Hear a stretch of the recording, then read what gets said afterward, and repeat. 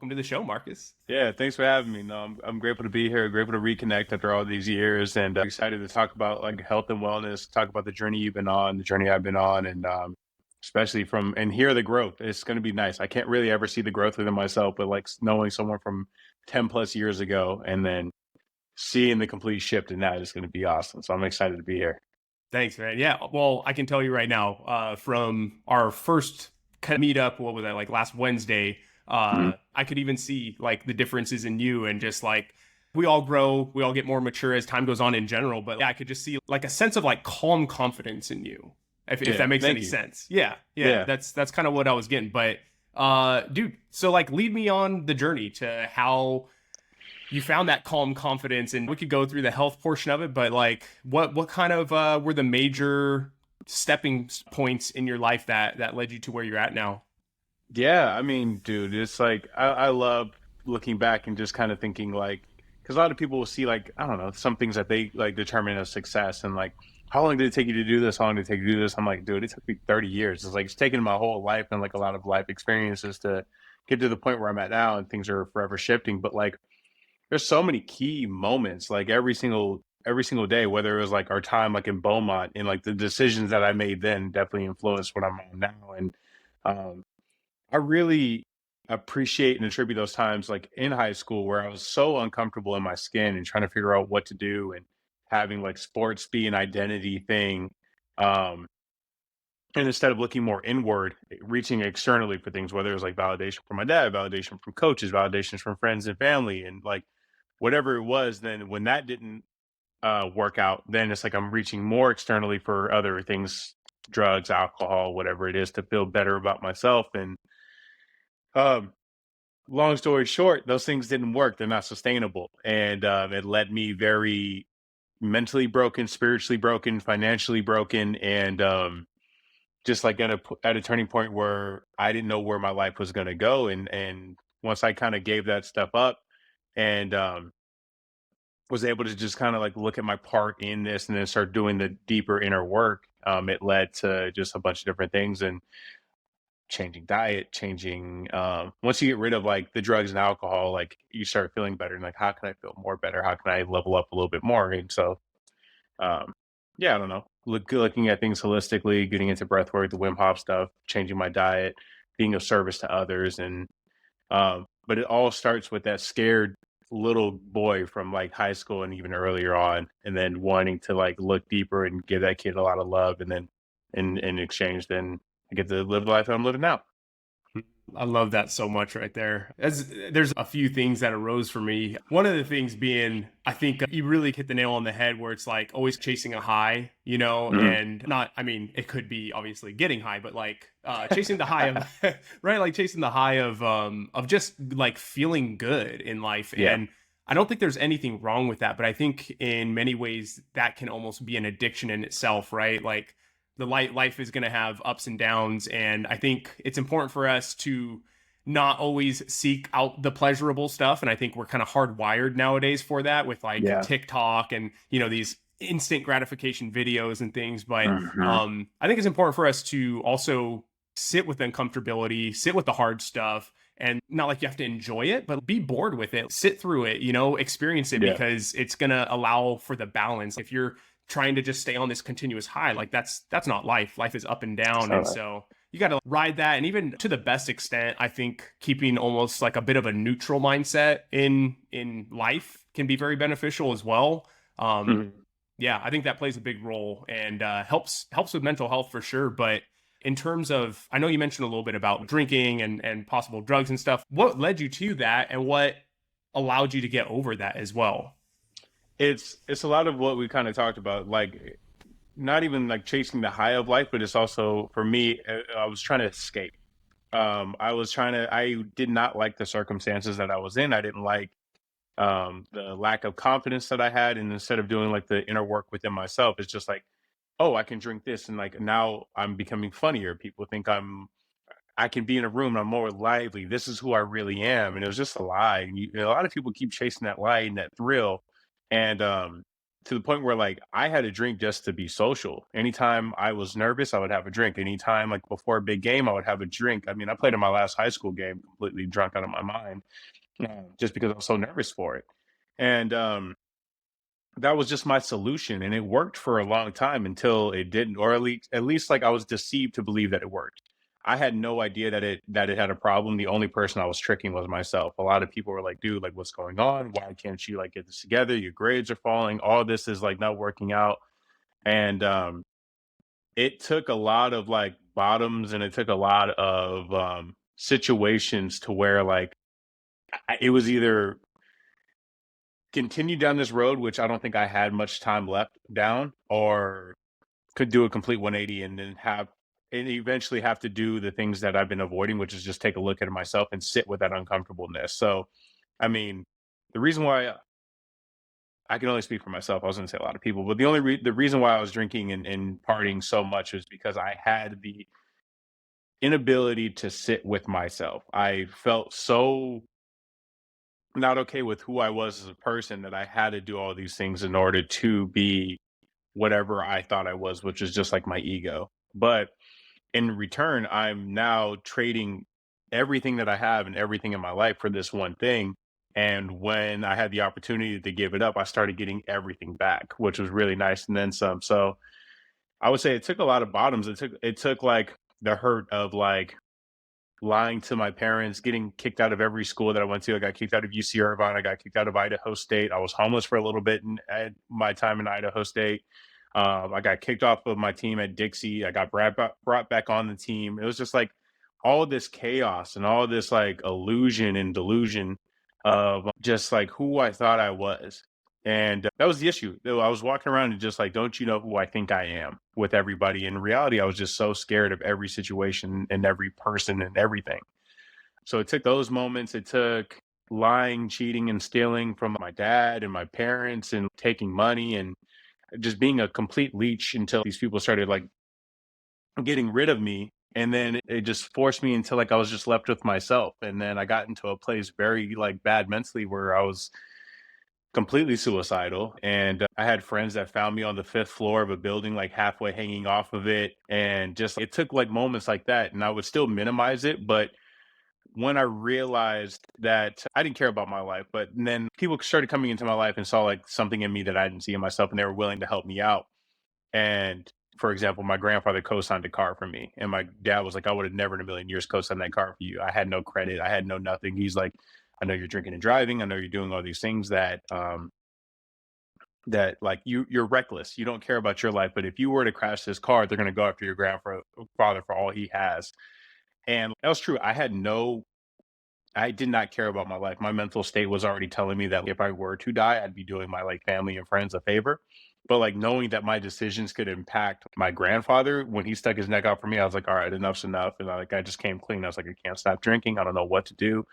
Everything about this is just tough. And yeah, that was that decision made. And I went and got some help and it's been a good 5.5, almost 6 years later. And life has been really, really good. It's still definitely hard at times, but knowing that like I don't pick up a drink or do drugs or alter my mind and I'm able to just accept it and move through it and live life on life's terms has just been phenomenal. And it's made me the person that I am today and maybe a person that I'm proud to be. And um yeah, I don't know. From 17 to 24, I really lived like for myself. I was very selfish, self-centered, and everything I did was to for Marcus's sake. Now from 24 to 30, it's all about like the other person. How can I make your life easier? How can I assist you? How can I help you see the depths of yourself? And like I just feel like I'm on borrowed time and every day that I have the opportunity to help somebody, they're in my life for me to help them in any way that I can. And in return I get this life beyond my wildest dreams, which has been really, really nice. Marcus, thank you. Thank you for your vulnerability and for sharing that. It's not easy, you know what I mean? And truthfully, I really appreciate that. And I'm happy to see you, man, because I didn't know any of that, obviously, since I saw you in high school. So, man, it's beautiful to see. I was already like, dang, dude, Marcus has really just stepped into this role and like really done the work and all this. And I was like super, yeah, already blown away. And this is even more. So I'm just like, man, it's so beautiful to see it, Marcus. And I think for a lot, okay, so like I say this a lot of times, and I'm sure I have like an idea of what this means for you, but I'm curious, what did doing the inner work look like for you? Dude, doing the inner work, it's that constant especially back then, it was a day at a time. It was just like, all right, what do I have to do? All right, I need to not drink right now. Maybe I need to like be of service. How do I get out of my own head? And how do I sit and feel these feelings that I'm comfortable with to like move through them? So the inner work back then was just like very, very simple. Pay my bills on time. I gotta have a car, pay my car note and make sure that like my car note gets paid. Um, Show up to work. And like the little basic things that like I just couldn't really hold back then. And then now the inner work is like, although like that sounds a lot harder than like getting in an ice bath, but like now it's just like because those things are gonna take care of themselves. Like I'm fine tuned and like my bills are gonna get paid, my needs are gonna get met. Now it's just like do this. Call other people, see how they're doing, and check on them just for the sake of checking in on them and hearing how they're doing, so I can get out of my own head. Be honest about my situations. I know that I'm as sick as my secrets. Don't get tied up into what people are going to think. I have like this really cool circle. Sit, be quiet, meditate, pray, eat healthy, move my body, change my thoughts. Like, and then when all else fails, like if I'm still losing my mind in that, like it's just like turn to God. Like how can I really trust like in my higher power to like that I'm exactly where I need to be. So that inner work now is just like over time it's gotten harder and easier, but I have this concept of like God is everything or God is nothing. And if I choose for God to be everything, I know that every situation that I'm in is like my higher power is doing. So like if I'm living in fear, that's just because like my connection with my higher power is complete is severed or not as strong. So like I just have to get back to that to where like in the past, maybe God wasn't really a big thing that was like played into it, but it was a lot of all right, these next 30 minutes I have to do this task, this. And so the inner work is definitely what it is now, more inner versus than external, like how it used to be. So started external, cleaned up all the mess around me, and now it's just like cleaning house every single day within myself. Yeah, that's good. There's a practice, and I'm curious if you did something like this where there's a girl, her name's, well, on Instagram, it's Organic Olivia. She's really awesome, has some great content and a great podcast. But one of the things that Ashley and I listened to was one of the podcasts about her wedding. And listening to it, we're kind of in a similar stage as they are, Ashley and I, with Olivia and her now husband. But one of the practices they did for their wedding, which I really liked, and maybe we'll do this for our wedding, or even just I've even thought of doing it for like my 30th birthday, is they did a practice where they wrote down who they were for, I don't know, it could be for their entire life up to this point, or even just the last Mm, decade. And they wrote out who that person is, right? And their faults, their good things, all that. And then realized, all of who you have been in the past, you created yourself that way to get through life, right? To bet like those were yeah, mechanisms of trying to make it through those hard times. Like if you became a hothead and a jerk and all that, dude, you probably were faced with a lot of conflict, right? And like yeah. that was your way of combating that and like actually protecting yourself. And so the practice is basically you write up who you are now and who you're looking to be. And then you could say a prayer, you could speak it into the wind, like whatever, but you just kind of release that person that you think your old version of yourself that, like, thank you so much for what you've done for me. Like, I appreciate it. Yeah. I know what you did was to help, right? Like, you're Yep. trying to help me through life. And now I'm moving into a new phase and I appreciate you. I respect you for what you did for me. And now it's time for us to step into this new kind of role and own that. And so I'm curious, did you do a practice like that? Did you feel a moment like that? I did a practice somewhat similar to that. So back in last October, I don't know if you've ever heard of the Hoffman process.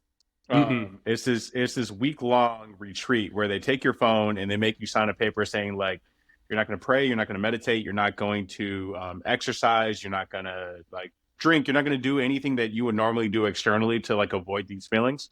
It's a week long. They take your phone and you are forced, like not forced, but I was in a class with like 31 different people And every day it was like 12 to 15 hours a day of just like very deep inner child work.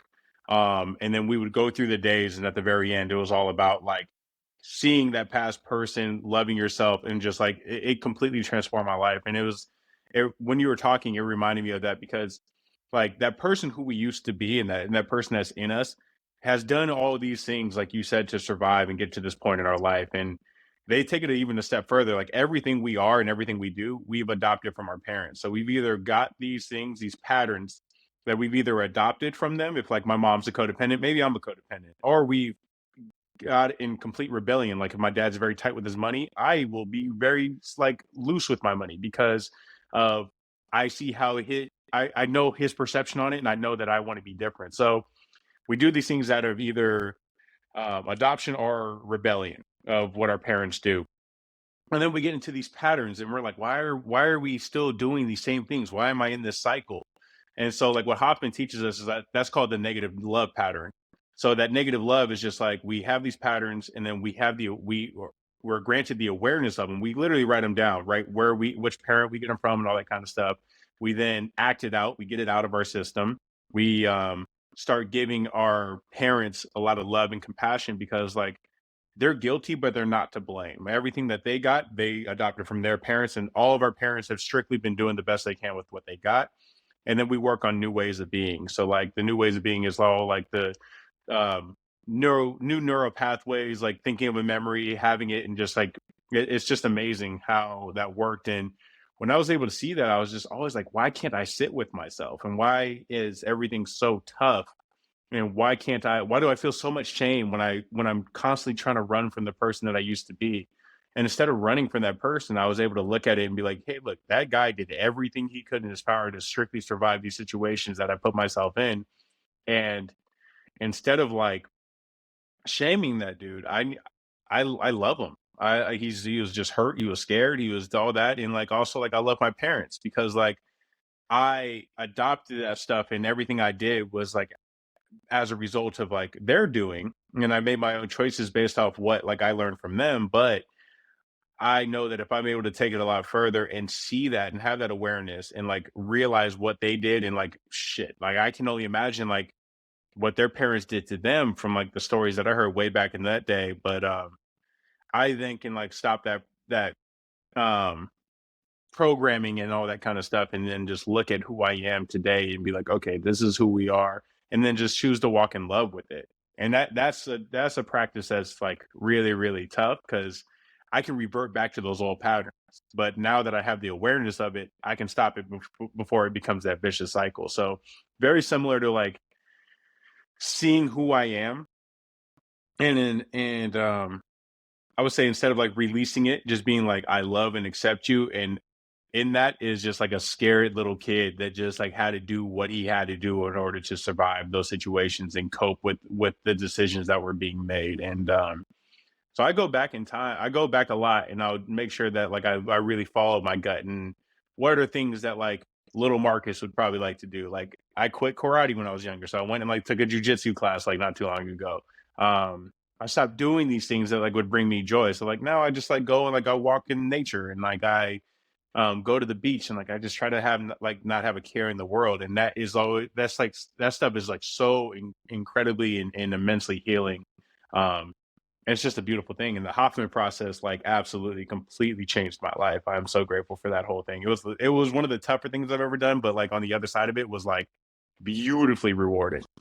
I've never heard of that, so thank you for sharing that. And that Mhm. sounds like incredibly powerful. That's a really cool practice. I found it interesting, the like no meditation, no prayer, because in a way that is a way of, I mean, like it could be to work through it, but it's still something, right? Like instead of just sitting Mhm. with it. So that was really cool. Now, speaking of another Hoff, what coming to Wim Hof, what role did breath work have in your growth? And also, I mean, like you could walk us through the story of meeting Wim Hof, which is incredible. For those of you who don't know, Wim Hof, incredible breathwork teacher. And yeah, I don't know, there's too much stuff, good stuff to say about him. I mean, he's There's so incredible. much to He's say about Wim Iceman. Hof. Yeah. Yeah. So yeah, take it from there.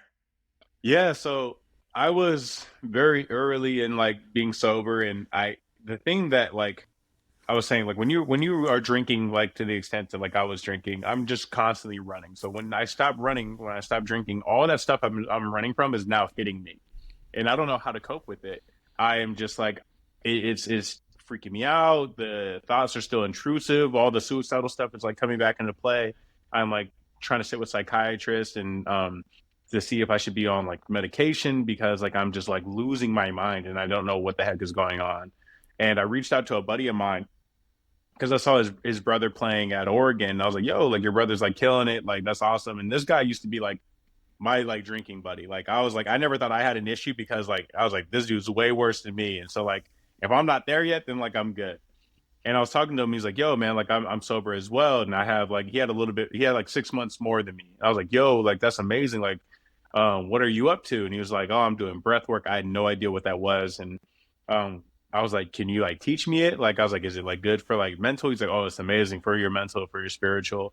And he took me through my first Wim Hof session and he taught me the breathing. And I just remember like the tingling. I remember the vastness in my mind. And that's what I love about it. I tell people like, we're constantly at an 8, 9, or 10 on like the scale of like stimulation and phones and devices and instant gratification stuff.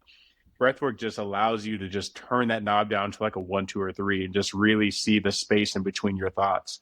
I like to call it the gap, where I'm just like visually just viewing everything that's going on. Like, oh, this thought, boom, this thought, boom. Like, it's just, and I get these like amazing, like, I feel like download is such like a woo woo term, but like I get these amazing like downloads of just like information that like is just coming straight from my subconscious. And I thank Sage like to this day, and I hope he knows how important that was to me because like now that like I'm no longer drinking, if I feel something that makes me feel good, I am chasing that alcoholically like I did anything else. So once I started doing breath work, I was like, cool, I need to do this all the time.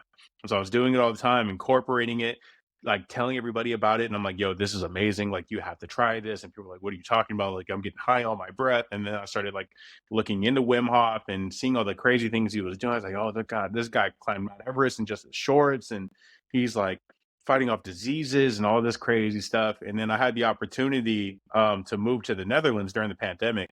The girl I was dating at the time was half Dutch and had Dutch citizenship. So we, America, like we'd like it is on fire. COVID's happening. Like I'm like people, everyone around us, like my neighbor next door has a gun, and we're all threatening each other. And everybody's like the mental state of like when the pandemic hit was like really, really bad. So we're like, let's get out of here. Sold all my stuff, moved to Holland, and that just gave me more opportunity to slow down and really be with my breath and start incorporating the breath work more and more and more. And then that app Clubhouse was really, really popular back then. And I met Wim Hof's right hand man, Bart Pronk, off that app. And we're talking back and forth. I'm asking him questions. It was like every Tuesday night, him and another instructor would come on and they would talk about certain things. And so I would talk to him like, hey, like why do people wear like beanies in the ice bath? And he's like, oh, like some think it's cool, some use it to like regulate or whatever. And I would just ask him all these different little tips and tricks. I'm like, hey, look, I really love this. It's changed my life completely. Uh, I would like, he's like, yeah, come to Amsterdam and take a session. So I bought a session. I went down to Amsterdam and did a workshop with them. They all spoke Dutch. My Dutch wasn't that great at the time, still is like not great at all. Um, but they were speaking like the language of the heart. I knew what they were saying because I read Wim's book. I knew the stuff. I watched every YouTube video that there ever could be on Wim Hof. I was just like completely obsessed. And after the session, I went up to him. I was like, "Hey Bart, like I love that. Like I am a personal trainer. I would love to. I was thinking only of it as a monetary thing. I would love to be able to provide this to my clients. I know that this will differentiate me from my other personal trainers, and I feel like I can make a lot of money off of this. But also, I was just like, I knew that it would be like a very cool thing in order to give them as well. And he's like, yeah. He's like, well, if you want to become a trainer, like take the instructor course and then come to Poland and become an instructor. And I was like, I have people like in California that aren't instructors. Why should I go and like do that? And he's like, well, he's like, I would never walk into a gym and hand somebody weights and say I'm a personal trainer without doing my due diligence. And I was like, all right, that's fair. So then I signed up for the course. Um, a few weeks later, a few weeks or months, the girlfriend and I at the time broke up, and I everything I had, like all my money and everything, was like completely like set in the Netherlands. I was buying equipment for like the gym, and so I came back completely broke. Um, and I was living with some friends, and they were like so nice to let me just crash in their spare room. And I was working like 100 hours a week at 4 different jobs. I was working at a furniture store and like a basketball gym and a stretch place, like all these different places just to raise money. And like meanwhile, like the class was like $4,000. My dad was like, "You should get that money back for the course." And I was like, and I thought about it, and like every time, like I just felt like that was weak. I really felt called to like go into Poland and become a Wim Hof instructor. And I was just like, and people were telling me all the time, like, "Yeah, you stick with it, stick with it." And I was like, "All right." So I sacrificed and stuck with it. January of 22, I was going to go out to Poland, got COVID, so I had to miss. But I'm really grateful that I did because I went in February. And when I went in February, Mike Posner was there, so he's a Wim Hof instructor as well, and that was the only week that Wim came. So we had like 4 sessions for that time, and Wim came to the one that I was at, and so it was amazing going there. Um, I wanted to heal from like the past relationship and like a lot of the stuff that I had going on, but also like I work in extremes. I had told them I hadn't done an ice bath in like 6 months because I wanted it to hurt and hurt it did. We're in Poland. It's like 20 degrees. It's snowing on you constantly. We're getting in this water in this river that's like 31 degrees. And I'm like, doesn't water freeze at 32? And they're like, yeah, but like the river's flowing. And so like it keeps the water moving. And I'm like, oh, great. So like a lot of people get in the ice bath. They talk about the thermal layer of like, oh, like you're comfortable. 31 degrees in a river that's constantly flowing. You are just cold and miserable the entire time. But it was such an amazing experience. I met 60 people from like 30 different countries all over the world. I still keep in contact with a lot of them. Um, Meeting Wim was like I played basketball with Kobe. I played basketball with LeBron. Like meeting Wim was like one of those situations where I was like, oh, dude, like I'm a fan. Like I have to take a picture, like whatever, like blah blah blah. And I was just like, in any picture that you see, I'm like right like next to him because I'm like, this dude is like amazing, and he's like exactly what you would think. Super charismatic, crazy, just like one of those, like, I don't know if this guy is like a lunatic or a genius. Like they're one and the same, but he really is just like found something that like is so easy and so simple and so basic and connects millions of people around the world and is such a powerful thing, and it all allows people to go deeper within themselves and then spread that out to their community, which I think like life is really having us do. And this new wave of like consciousness is really coming in, and the Wim Hof method is just an amazing, amazing tool to do that. And just I don't know, I'm so fired up about it, and the fact that I'm a Wim Hof instructor and get to do this for companies and people and all that kind of stuff and travel the world to go do it is just like my dad's still tripping. He's like, "Oh, you make people breathe and sit in ice water." I'm like, "Yeah," like, and then he even tried it, and he's like, "Oh, like there's something to this." I'm like, "I'm telling you," and so it's an amazing thing, and I am so grateful, and being a Wim Hof instructor is one of my like really cool titles that I love having, and the work that I have to do in order to do that. So I went that time in Poland, and I went in Poland again last December and climbed a mountain in just my shorts. There was like a 3 hour, 28, 10-degree weather, but just shows you the power of your mind, shows you the power of your breath and what you can accomplish. And I'm doing these things and feats that I never thought I could do through this amazing method. And 3 years I've done it. I don't get sick. My mental clarity is the best it's ever been by doing this ice bath every single day that I've been doing this year. My mental health, I've had like, I can count on one hand how many bad days I've had this year. And that like just the ice bath didn't help. And like, I just had to go into my other tools. So yeah, Wim Hof method is one of those things that like I swear by. It's made me such a better person and allowed me to really dive deep because I struggle with the meditation aspect of just like sitting, being still, because then I'm thinking about nothing and I'm thinking about how I should be thinking about nothing. Whereas like if I can just focus on my breath, that gives me something. And the more I focus on my breath, the thoughts just dissipate and go away. And it's just a very, very beautiful thing. So yeah, that's my Wim Hof experience. That's my time meeting Wim was like something I'll never forget. I'm hoping that I get to go to the winter exhibition this year and get to train and teach alongside with him this year in Poland. And yeah, I'm excited to see what the future has. Yeah, you gave me a little bit of a rundown of the whole story last time, and it's still as fascinating the second time around for me. People ask me about this pretty often, and so I do breath work. I've done a Wim Hof style breath work before, but mainly I do varied types of yogic breathing from like, Mm. it could be the box breathing, it could be the Nadi Shodhana, like alternate nostril breathing, it could be, like there's different styles, obviously. And a lot of people are always like, okay, well, like, how do I breathe? Like, what's the point of this? Like, what am I getting out of this? And so I try to explain it the best I can. But since you're an instructor on Wim Hof breathing, if you wouldn't mind like breaking down, you don't have to get crazy into it, but what Mhm. kind of breathing practices you do, as well as what does it do for the brain? Like, I try to explain to people that like it's just clarity. I don't know, like your mind, Yeah. it's working on an energetic level, this breath, and so you're getting out of your thoughts and into this like sensation of your body. Like, Yeah. yeah, but please take it and yeah, explain a little bit. Of course, it's really tough to explain to people that haven't tried it. Or I love like the skeptics, and I really, really love my type A people that come in during my workshops, and they're just like Mm.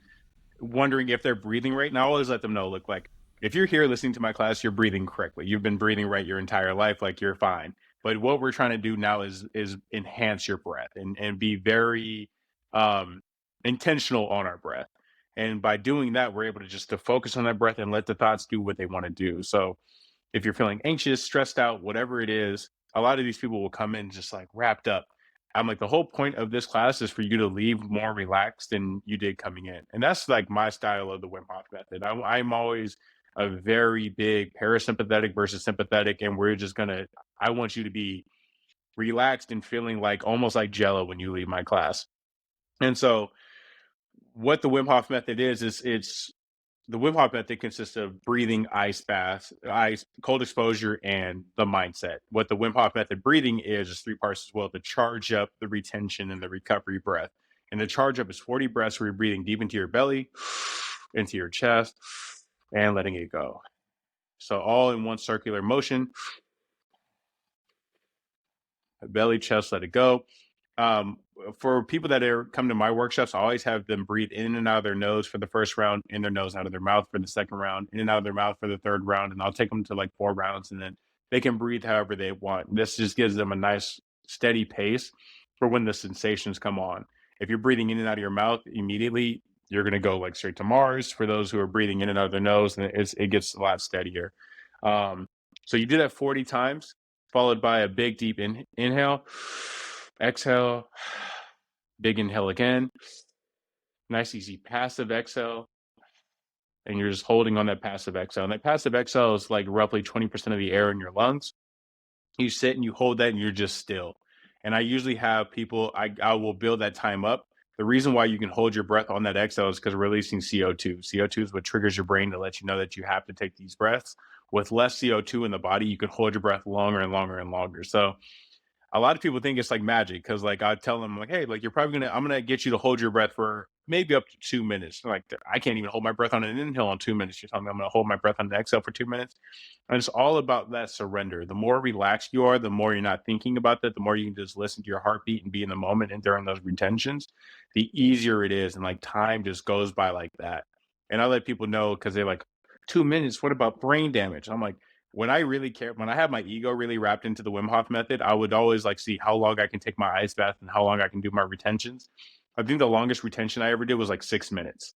I was just like Oh, sitting, yeah, just sitting, being still, holding my breath, and like just losing complete track of time. And I was like, I looked at the clock, it was like 6:20. I was like, what the heck? I thought like 30 seconds had passed by. And that's just what complete surrender looks like. So that retention is just that amazing sensation of letting the thoughts go and you're just getting like you're so in this void. I like to call it. It's just like the gap, the place in between your thoughts where everything exists, where nothing is, where you're in this complete like darkness, but it is so comfortable. I have people that come out of it. I'm not trying to scare any listeners, but they're like, they have this acceptance to where like if they were to die at that point, they'd be like, "This is fine."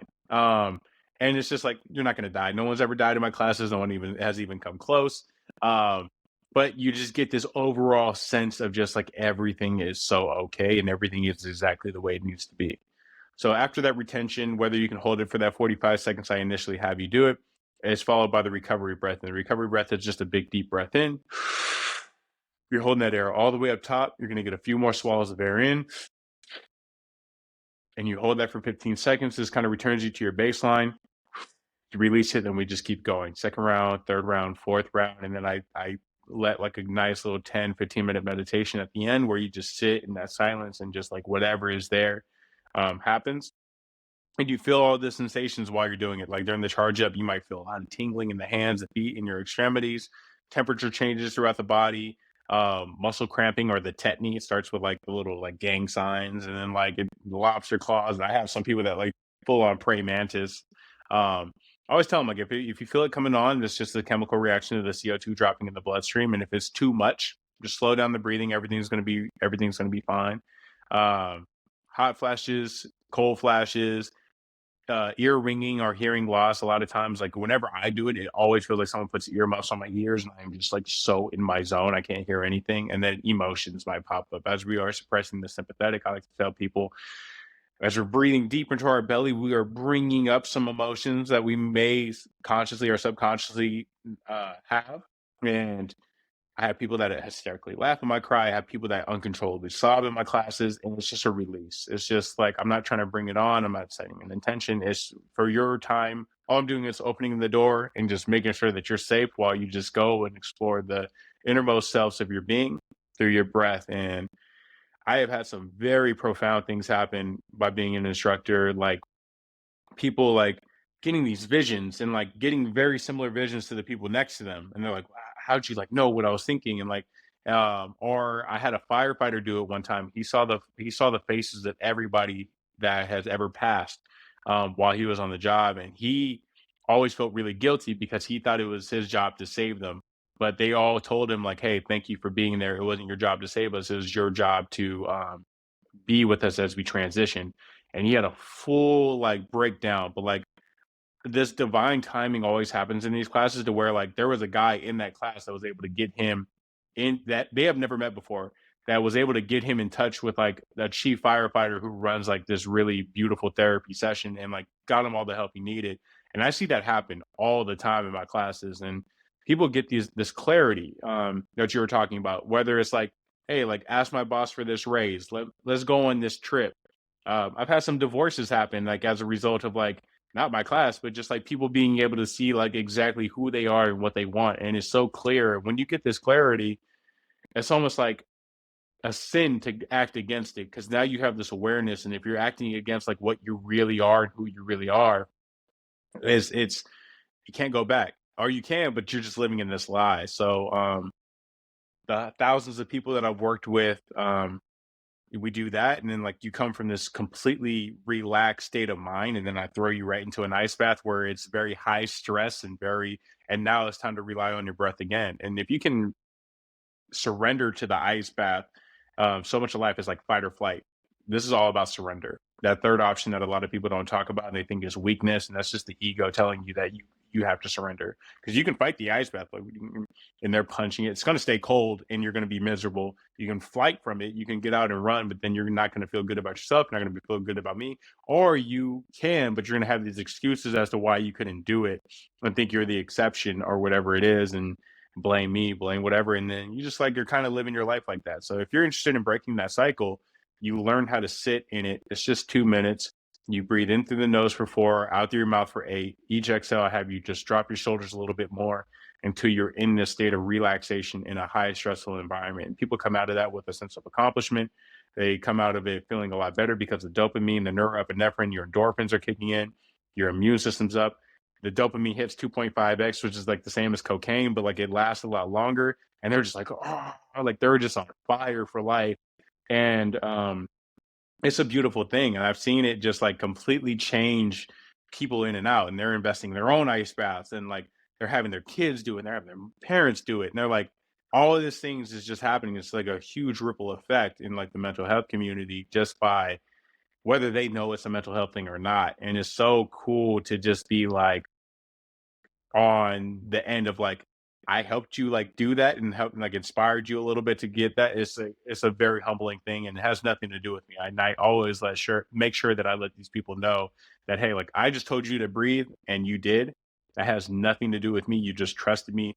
Everything that you have within you is inside of you. And it's awesome because like Wim Hof's the exact same way. He's like, this everything that you have accomplished today, you didn't need me for. And you're just like, you just trusted me, you just did some stuff, you just came and I just provided the space, and that's all I do. I don't try to like, hey, I'll see you next week and to breathe some more. Like I don't like doing the chiropractic um style of living or come back and see me for it. No. It's like you have the tools. If you need to sharpen them up again, come and see me again. And it's just an awesome experience of individuals coming and surrendering and walking out of that place completely a different person than they came coming in. For sure, when you were talking about the breath work right now, it made me really miss the mental space that you get and also like the Yeah. feeling that you get from it, right? Like after doing that breath, you get that sensation like in your whole body, but in your head, and it feels so incredible. Now, you said a lot of like amazing things, especially the firefighter. I mean, that one hit home. That was wild. But one thing you mentioned was the tetany. And so you were saying that's due to a low level of CO2 in the body, correct? Yeah, so it's just the chemical reaction of the CO2 dropping in the bloodstream. And it only happens to roughly about 30% of the people that do it. Not everyone's going to get that. I've never got the cramps. It's just like not anything that I've ever experienced. But there's some people that will really, really get it and get into full like Stranger Things Vecna lockdown. And it's all about how we're expelling that CO2. So I am one of those 30%. I get it every single time I do breath work. It's wild. My hands, I get the lobster claws for sure. They come up here to me. I start relaxed, end up here every single time. Yeah. Sometimes my lips can get it as well. The most wild time was I started to feel it in my calves. And Ooh. yeah, and I remember I had done a bit of breath work at this point. So I was ready to go a little bit further, and so whenever I would get to that point where I was really feeling like, oh wow, this is pretty intense, I usually would back off a little bit. And in this class in particular, I just remember the instructor was just like, hey, whatever's happening is fine. It's just your body. There's nothing to be worried about. It's okay. So I was like, yeah, you know what? There's nothing to really worry about. So I went to the next level, kept breathing through it. I don't usually get my calves, but this one, my calves were clenching up. Man, full on cramp in the calves. And it sounds bad, and I mean, like, it was intense, don't get me wrong, but it was actually very interesting. I'm not saying I want to get back to those cramps necessarily, but it was one of those things where it was like when it happened, I started pouring sweat so Yeah. hot. And the instructor even came up and put his hands on my shoulders because you could tell I was going through something. But I remember when it happened, I stopped breathing and I was like, oh man, I should try to wave him down with my claw and say something. But I remember thinking to myself, hold on, Evan, like, what is he going to do for you? Do you think he's going to massage your Yeah. calf and make it better? No, you Yeah. need to relax your breath, allow your body to normalize, and then, come back to it. And that in itself was so just, yeah, that was such a great lesson to learn. It's like, look, it's a difficult time, but like really all you can do is let the time take care of it, right? Like let things normalize. And so I just sat there and just normalized the breath, calmed the mind as much as I possibly could. And eventually, like, Hmm. it was fine. I was actually a little sore for the rest of that day in my calves, but one thing that my one of my friends who does a lot of breath work brought up is from a spiritual standpoint, the technique can be related to, for example, the hands apparently is like Hmm. not letting go, like you hold on Yep. to stuff. And so, they say we store a lot of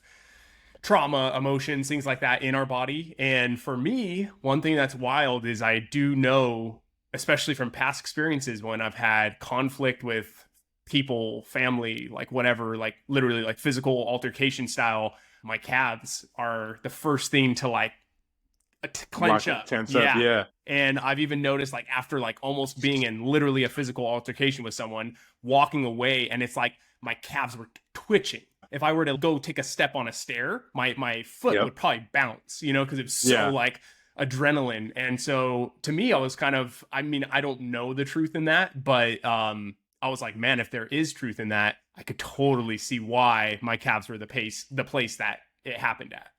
There is. There 100% is. I have seen it and experienced a lot of people that I'll take through sessions, and they explain that they have back pain or they have whatever, and like those things will get really tense, and that's where they feel it the most. And it's all somatic. Like you said, like the body is definitely keeping the score. So it's like there's stuff there, and it's a lot to work through, whether you know it or not. The body is doing what it can to like release that and get rid of it, which is really, really cool. That's another thing that I love with breath work a lot. I've seen people like completely just like shaking and tremoring, and I'm like, oh, whoa, like they're going through it. Or like I'll make sure that they're not having no one's having a seizure, but it's just like their body is just like so, and they have no recollection of it. So the fact that you like did that, felt it, of course, like especially the cramp up, that would suck. That would suck. I haven't got like cramps like that, but I get really, really hot to where like Mhm. when we did it in Poland, we did like 10 rounds, and it was just intense. And each round, I didn't even remember it. I was like taking off articles of clothing. So I woke up and I was just like in my boxers, just like shirt off, and like in a room of like 60 people. And I'm like, yo, what the heck? I was like, we would have kept going. I would have ended up naked, but I'm like holding myself, completely crying. I was like, yo, this is nuts. Like this thing is absolutely crazy. Yeah, the power of breath work cannot be overstated. It's one of the No. things that I'm like, even for before meditation, like sometimes with people, I'll give them mindfulness practices because I think that's a little bit more approachable. But to me, breath is you feel it immediately, Yeah. and Hmm. anyone can do it, and it doesn't require you to feel bored like you're doing Yeah. something. It's active. So I love that. Now, Marcus, we are getting to a point where we're getting close to the end of the show. In my head, I'm already like, okay, we need to do a second one. So that's probably going to have to happen if We you're, can of make it course, if you're happen. open to it. Absolutely.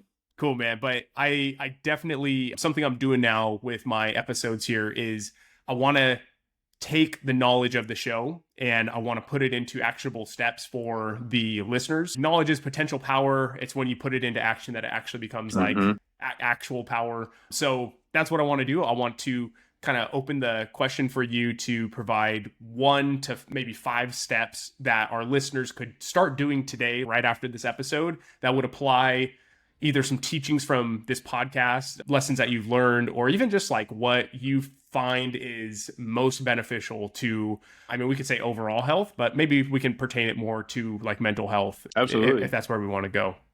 Of course. I would say whenever it comes to mental health, um, the one thing that I always have seen be so true is move a muscle, change a thought. If I can be so stuck in like a depressive like mode, or I can be so stuck where like I want to call somebody and talk to them, but like I feel like my brain's telling me that I'm a burden. And but I know the moment I start moving and getting like some action into it, I can move through it a lot quicker. So I would say move a muscle, change a thought. You're not a burden. Talk to those people, whatever it is. Like the phone can feel like it's 1,000 pounds, but like go and do some movement before you feel like you have to be stuck and sit with that and feel completely helpless. Two, find comfort in discomfort. Finding comfort in discomfort is one of the most amazing things that I've adopted, and it's just like almost completely saved my life. Whenever I feel something, one thing that they said at Hoffman, or my teacher at Hoffman said, which I think is completely true, he's like, if you feel a feeling in its entirety for 90 seconds, it completely passes. And I'm like, okay. So I was like, let me try that. If I feel sad, let me feel that wholeness of sadness and just really put myself in it. Don't get on my phone. Don't like, that's the thing. We feel something and then we immediately go to like something else, like some dopamine type thing to numb it or move through it or whatever. But like just sit still and feel it, and it will subside very quickly. And no matter what it is, no matter how big or how small, and I found that to be completely true. So a lot of times, like my ice baths are like 2 or 3 minutes. I'll take whatever I'm feeling, put myself in that ice bath, can't move, and I'm just in it for 2 to 3 minutes. And that feeling not only is changing, but I'm able to work through it through that ice bath. So finding comfort in discomfort, and you don't need an ice bath to do that. Everyone has a shower.